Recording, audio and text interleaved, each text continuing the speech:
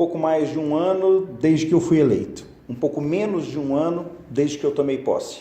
Tem hora que eu fico achando que já faz tempo demais, porque tanta coisa aconteceu, tanta reunião, tanto encontro, tanta briga, tanto desaforo que eu já ouvi, mas já falei muito desaforo também.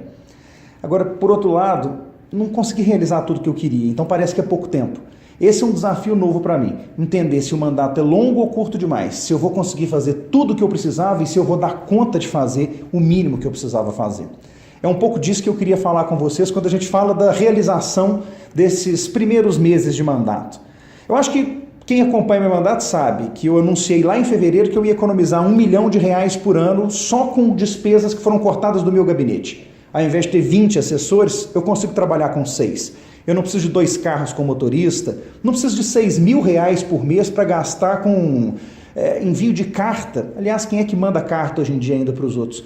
Eu acho que isso tudo foi significativo, esses cortes, porque são exemplos, os exemplos vão começar em algum lugar. 1 milhão é pouco para uma cidade do tamanho de Belo Horizonte, com um orçamento de 10 bilhões, mas já é sim um começo. E agora eu acabei de apresentar uma emenda no PPAG destinando esse R$1 milhão a cada ano de economia para as escolas integrais, ou seja, aqui em Belo Horizonte nós temos esses alunos que ficam o dia inteiro na escola com acesso a mais conteúdo e eles custam R$500 só a mais do que um aluno comum. Com esse R$1 milhão que eu estou jogando lá, nós estamos conseguindo trazer 2.000 crianças para ficarem o dia inteiro na escola, ao invés de estar na rua, expostas às nossas cracolândias. Mas não vou começar a falar disso não, porque Cracolândia é problema para o ano que vem. Esse ano muita coisa já aconteceu que merece ser dividida, porque nós temos um desafio grande em 2018 e para a gente acreditar que é possível chegar do outro lado, que é tempo, que é possível, que as coisas podem mudar, eu tenho que contar para vocês um pouco do que está acontecendo em Belo Horizonte, das mudanças que a gente tem conseguido fazer. E aí a gente pode falar das leis inúteis.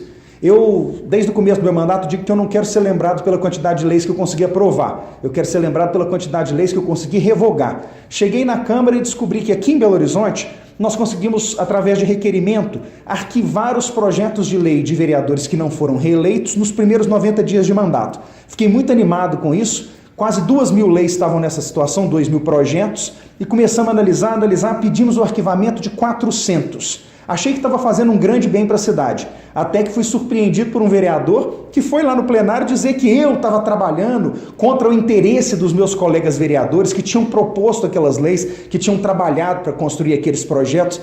E eu fiquei assustado, pensei, falei, mas por que é tão importante para alguém o dia do Papai Noel beneficente? Né? Por que é tão importante para alguém proibir dar comida para pombo na praça? Tinha um projeto de lei que queria proibir vender água de coco dentro de coco.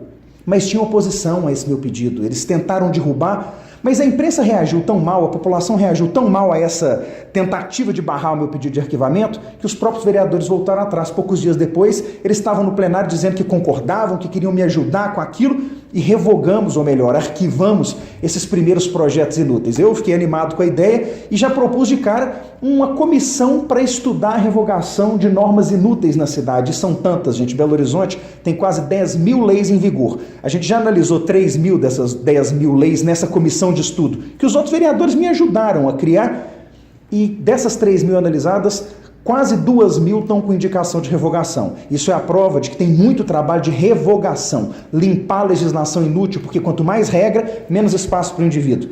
E aí eu mostro que pouca gente pode fazer muita diferença. Esse foi um primeiro passo. Eu resolvi dar um outro passo. Propus aqui em Belo Horizonte a revogação da lei que proíbe o Uber, é isso mesmo. Em Belo Horizonte é proibido o Uber, roda com a força de liminar. E propus também a revogação da lei que em Belo Horizonte impede saleiro em cima da mesa, porque aqui quem decide se você pode ou não pôr sal na sua comida é a Prefeitura Municipal, é a Câmara Municipal. Esses dois projetos, quando chegaram para votação no plenário, foram derrubados. Ou seja, de certo, os meus colegas vereadores entendem que Uber é mesmo ilegal, imoral, engorda, né? Não pode rodar dentro da cidade, e entendem que o saleiro, quem decide se pode ser usado ou não, são eles e não você. Mas as pessoas perguntam se isso foi uma derrota. Não foi, porque pouco movimento é capaz de muito efeito. Serviu para mostrar para a cidade quem é que está do lado de quem defende o quê, que tipo de interesse corporativo e pequeno, como aquele de quem defende a proibição do Uber, pode muitas vezes prevalecer na Câmara Municipal porque falta gente lá dentro, falta participação. Não é só participação cobrando da galeria ou manifestando na rede social, é sendo candidato, como muitos vão ser agora em 2018, para a gente tentar começar a mudar as coisas. E mais coisa foi sendo feita. Apresentei a proposta para profissionalização da gestão pública e a prefeitura não só me ajudou a aprovar o projeto na reforma administrativa, criando o parecer de nomeação, que obriga o prefeito a explicar o critério dele ter nomeado os cargos de chefia da cidade, como na verdade está agora editando um decreto para regular como isso acontece e estamos até discutindo seleção de cargos comissionados em Belo Horizonte, porque as coisas podem ser diferentes.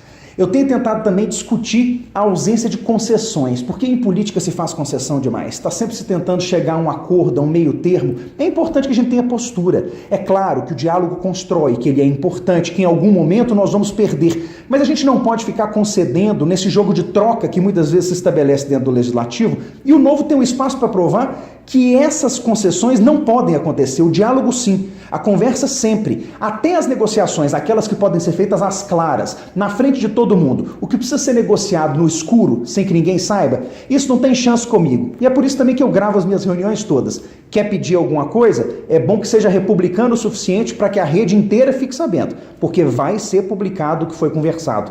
E com isso os pequenos exemplos vão se multiplicando.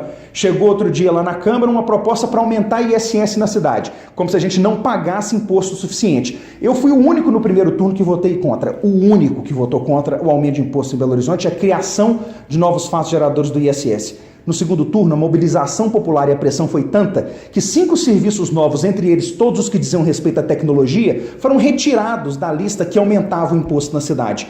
Foi uma vitória, gente. Parece pequena, porque nós tiramos só a tecnologia para trás para que ela não fosse onerada, mas é grande quando a gente percebe que a voz de quem está do lado de fora é capaz de influenciar quem está do lado de dentro. Que um voto sozinho no primeiro turno é capaz de efeito no segundo turno para que as coisas sejam diferentes. É isso. A gente precisa caminhar e construir exemplos sem concessões, porque o Novo chegou para ocupar o espaço de quem quer e precisa mudar a política brasileira. Nós, 4 vereadores, somos as primeiras pontas de lança, as flechas iniciais. Eu tenho certeza que em 2018, no Congresso Nacional, nós vamos ter os outros, aqueles que serão responsáveis pelo começo das grandes transformações.